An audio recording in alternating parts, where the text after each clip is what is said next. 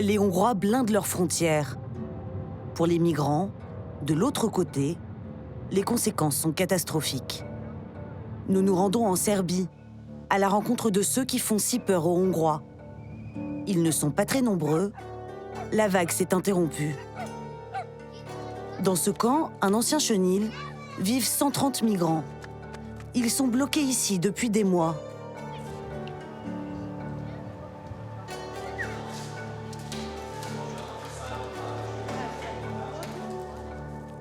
Arman a 15 ans, il est iranien et il a déjà franchi la barrière hongroise. Dans son pays, il était champion de parcours, de la gymnastique urbaine.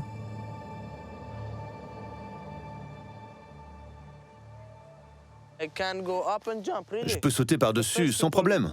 Vraiment, s'il y en a un qui peut le faire, c'est bien moi, je l'ai déjà fait. C'est lorsqu'il est passé, il y a quelques mois, que ses ennuis ont commencé.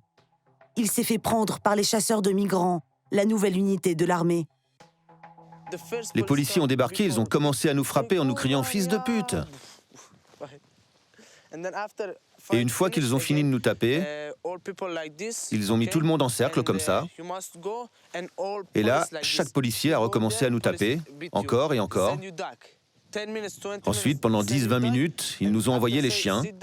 Après, ils nous ont fait asseoir et ont regardé ce qu'il y avait dans nos sacs. Ils ont enlevé la nourriture. Ils ont retiré les lacets de nos chaussures pour nous empêcher de revenir, peut-être. Et enfin, ils nous ont pris en photo avec leur téléphone et puis ils nous ont ramenés en Serbie. Depuis, Arman a abandonné ses rêves de passage. Trop dangereux.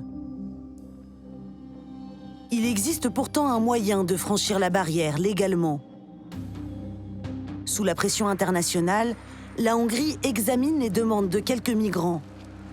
La plupart du temps, ce sont des familles ou des mineurs isolés. Ce soir, Sayed, sa femme et leurs enfants ont enfin obtenu l'autorisation d'entrer en Hongrie. Nous allons en Hongrie. Bye bye la Serbie. Nous sommes afghans. Regardez ma famille. 3 filles et un fils. Mon fils est né sur la route en Macédoine. Il s'appelle Alexandre. Ce sont des Afghans coincés en Serbie depuis 1 an. La route est difficile de nuit, mais il s'agit bien du chemin légal pour les demandeurs d'asile entre la Serbie et la Hongrie.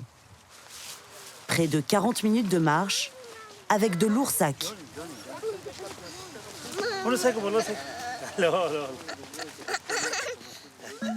À l'arrivée, une tente. C'est là que les autorités hongroises ont prévu de leur faire passer la nuit en plein hiver.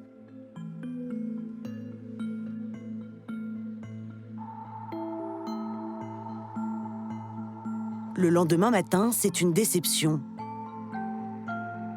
Finalement, Sayed et sa famille n'ont pas le droit d'entrer dans le pays. Ils peuvent juste se rendre dans un camp de rétention, situé sur la frontière. Les autorités hongroises décideront, après examen de leur dossier, s'ils sont admis ou pas.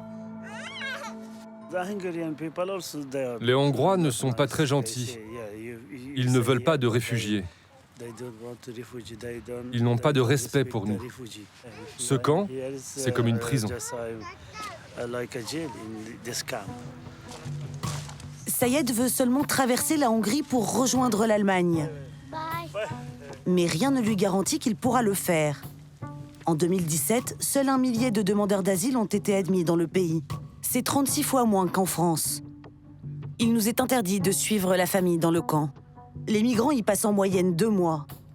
Et seule une minorité obtient l'autorisation d'entrer dans le pays. Les autres sont renvoyés en Serbie. Des règles contraires à tous les traités internationaux, mais que le gouvernement de Viktor Orban a décidé d'appliquer. Quand même.